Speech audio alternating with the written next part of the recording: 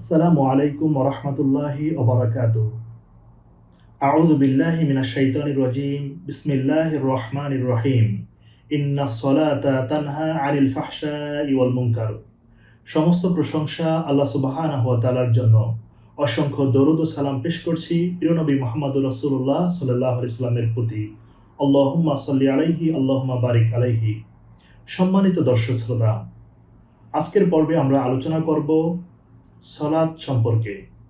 সালাত ইসলামে গুরুত্বপূর্ণ একটি রুকন।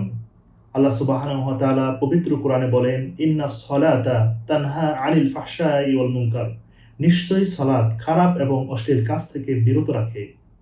সালাত এর শাব্দিক অর্থ হলো দোয়া। আল্লাহ সুবহানাহু ওয়া তাআলা বলেন, ওয়াসাল্লি আলাইহিম, তাদের জন্য দোয়া করো। ইসলামী শরীয়তের পরিভাষায় সালাত হলো নির্দিষ্ট কিছু কথা এবং কাজের সমষ্টি, যা নিয়ত এবং নির্দিষ্ট শর্তাবলীর মাধ্যমে তাকবীর দিয়ে শুরু করা হয়, অর্থাৎ আল্লাহু আকবার বলে শুরু করা হয় এবং সালামের মাধ্যমে শেষ করা হয়। সালাত এটি মিরাজের রাত্রিতে ফরজ করা হয়েছিল।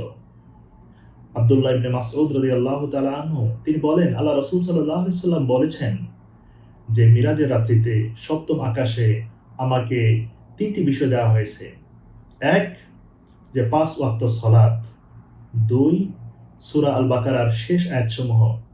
এবং ৩ হচ্ছে যে আমার উম্মতের জন্য এমন অঙ্গীকার যে তারা যদি শিরক থেকে মুক্ত থাকে তাদের জন্য ক্ষমা। সালাত এটি হচ্ছে মুমিনদের জন্য আইডেন্টিটি, মুমিনদের পরিচয়। সালাতের মাধ্যমে মুমিনদের গুনাহসমূহ ক্ষমা করা হয়।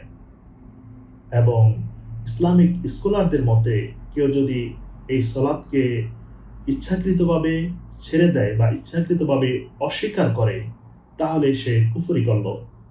আল্লাহ সুবহানাহু ওয়া তাআলা আমাদের সবাইকে ৫ ওয়াক্ত সালাত যথাযথ সময়ে আদায় করার তৌফিক দান করুন। আমিন। আসসালামু আলাইকুম ওয়া রাহমাতুল্লাহি ওয়া বারাকাতুহু।